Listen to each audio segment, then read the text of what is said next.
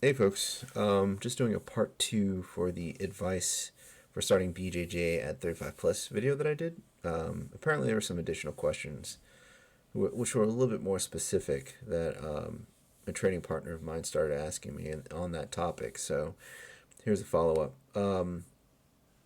The advice that I would give would start with doing extra workouts and or conditioning. Stretching your neck, stretching your shoulders, core, back, legs, stretching all that is one of the main things that I recommend to everybody who's just starting at over the age of 35. A lot of their older practitioners who start usually end up suffering minor injuries related to not stretching properly. Now, when I was rolling with my buddy Chris, I ended up hurting my neck, and we both were joking about how we always tell people to stretch their necks out, and then that's the one thing that we both almost universally forget to do. On that note, consider doing yoga once a week at least. If you don't want to join a yoga studio, there's some really good yoga routines on YouTube that you can do from your living room. Off day cardio, meaning when you're not training BJJ, on one of your off days, run a mile, run half a mile. Just do something cardio related. Just that will help you immensely when it comes to your BJJ training. Now, I also say off day weights, but weights specifically. I go off of the routine that works for me. It may be controversial. People might tell you there's something better out there. That's perfectly fine, but this is just what I do and what I would recommend. When you do an arm day and leg day, do equal or slightly higher than your body weight. About half your body weight if you're doing your arms on a machine, and about a quarter of that if you're using free weights or dumbbells. Is it free weights or is it just dumbbells? I think it's just dumbbells. I have a gym membership at my local Planet Fitness because it's cheap and their machines are usually in pretty good condition. And this is what I do while I'm there doing my weightlifting. I do bench press, about 250 pounds, and I do that 7 times in a set of 3. And I usually do everything in that, so I'm just going to mention that once. So if you see 777, it's a set of 7, a second set of 7, and a third set of 7. But you'll notice here that I do bench press at 250. When I started this routine, that's when I was about 245 pounds. So I kept that number there, and that works out pretty well for me. Is it excessive? I'm not completely sure. I suspect it is, but I could easily do about 200. I'd be a little bit less. I'd be a little weaker, but I think I would do pretty well anyways. I also recommend the row machine. I do about 200 pounds on that. That's good for your arm drags and other techniques where you have to pull. I do dips at 250 pounds. Again, I started those when I was heavier, and I kept them there. Those might be a little bit painful starting out, so you may want to start at a lower weight than what your body weight is. Continuing on, I do curls, but I do them on a machine, so I do 110 pounds, which equates to about 55 pounds each if I was using dumbbells. I use a tricep machine, again at 110 pounds. From there, I do the leg press machine at 220, and I keep that at a slightly higher point because the weakness I had from being sedentary, having a sedentary lifestyle, and the wear and tear damage from when I used to go and dance to house music, I think has kind of done a number on my legs where they're a lot weaker, but the pain, the weakness is not causing pain, but maybe making it a little bit more pronounced and a little bit more noticeable. But since I started doing the leg press and using the quad machine at about 150 pounds, that pain has almost universally gone away. So as I strengthened my legs up, just using that body weight, not going overboard, it made things a little bit better. And if anybody out there is experiencing knee pain, especially doing jujitsu, give this a shot and adjust for your own body weight and see how it works for you. From there, an optional exercise I do is the butterfly machine at 175 pounds. And I keep that there because there's my right shoulder has a bit of pain to it that just doesn't want to seem to go away.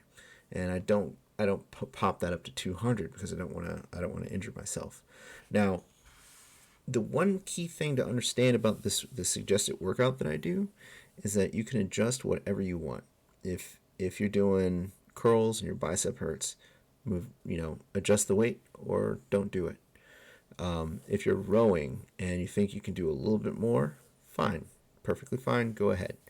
Or if you're just starting out and you can't hit 150, 200, just do 100 pounds. Build yourself up to it. But this routine I find to be very useful for BJJ. The bench press, of course, when I'm using my stiff arms. The rowing, again, when I'm doing like an arm drag. Dips, if if somebody's trying to pressure pass, I need to push them away. Curls, good for armbar defense. Tricep machines, again, like there's going to be points where you need to push in a manner where your tricep needs to be engaged, and that's really good for that. I already explained what the leg and the quad press is for. The butterfly is good for strengthening your chest. So it's very specific.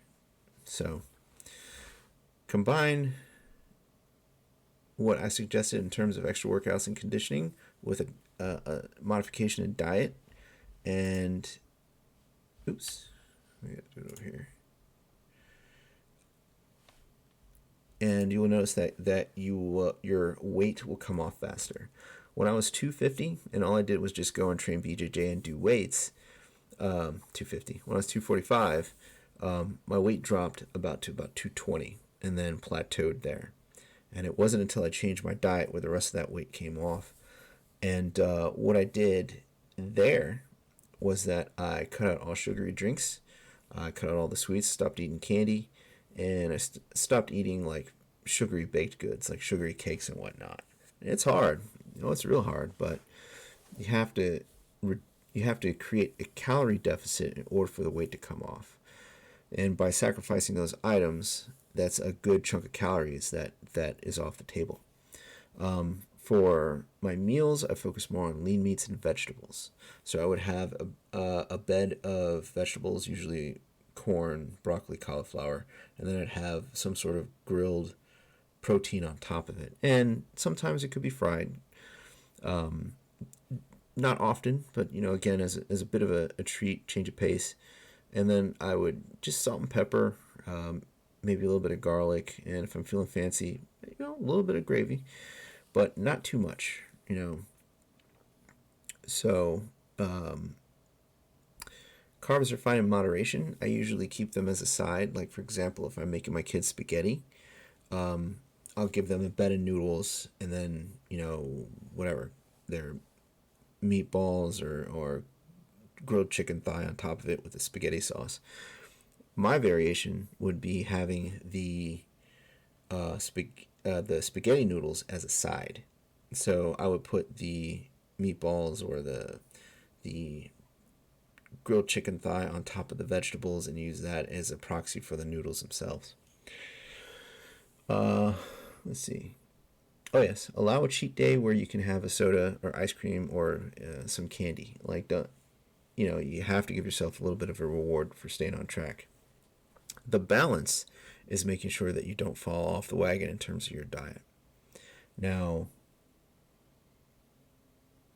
yes, the combination of those two things is what I would definitely do recommend. The additional workouts, the getting your diet in check, because the number one and two thing that people who are 35 plus have trouble with, not just with BJJ, but with starting a sport, just in general, is they're out of shape and a lot of times are overweight because of the sedentary office lifestyle that a lot of the older folks partake in. So they lose muscle mass because they're not doing anything physically inclined. They're weight balloons because, as I found out when I had my office job, for breakfast and lunch, my meals were damn near 1,800 to 3,000 calories a piece. And I was just sitting down at a desk all day. Like, it didn't, and in hindsight, it didn't make sense. So changing your diet to what I recommended, even though it was not very too extremely specific, will cut down your meal calories from, say, 1,500 to 2,500 to about 600 to 800. That's a big difference. Combine that with your training and your additional workouts, and the weight will come right off. At least that's what it did for me. Results not guaranteed. Now, the other thing, the last category that I'm going to go over is the concept of training smart. Now, do not try to keep up with 20-year-olds before you get back into shape. And even then, be cautious about it. They're going to be faster. They're going to be in better shape. They're going to be stronger. What we need to do is to outsmart them, wear them out, and use their momentum against them. And all of those points will start making sense as you continue your training in BJJ, and as you start rolling with the younger guys who think they can outmuscle you, outspeed you, and just run circles around you. One of my favorite things to do is allow one of my more snappier training partners to pass my guard, and then just palm their side and push them along their way, because of all that momentum that they build up while they're coming around my guard. And just help them, help them get to where they don't want to be, and then you take advantage of that. Now remember, your training is about skill acquisition. It's not necessarily about beating someone. Technique over muscle. You're learning a martial art, especially one like this, where it can be very technical. You have to learn the technique first before applying muscle to it to hit it home. There's a couple guys who I'm trying to help who've built sloppy technique because they overcompensate what they don't get correctly with their athletic advantage. And it's obvious that they need a little bit of work, but every time they get into a bind, or every time their technique seems like it's not going to work, they force it with their athleticism, which builds bad habits, and at the higher levels, it doesn't necessarily work very well. From there, I suggest to tap early and tap often. There's no shame in tapping out and continuing. If you can get out of a submission, for example, then get out of it and practice that escape. But there's a point where it's just better to tap, save your joints the wear and tear, and just start over. And this is very important. When you get back into shape, do not fall off the wagon and keep training smartly. Keep your workouts up, keep your diet up, and just make sure that your training is done in a very specific and safe setting.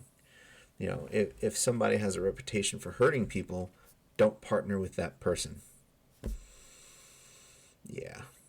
Anyways, it is time for me to go to bed. So, yeah, let me know if you have any questions about what I said. If you disagree with anything, if you find something that's more efficient, or if you know a more efficient plan than what I laid out, I understand that there is. Go ahead and leave it in the comments, and this is a information exchange, so there's no harm in disagreeing with me. All right, folks, train safe, train good, laugh about it. I'll talk to y'all later.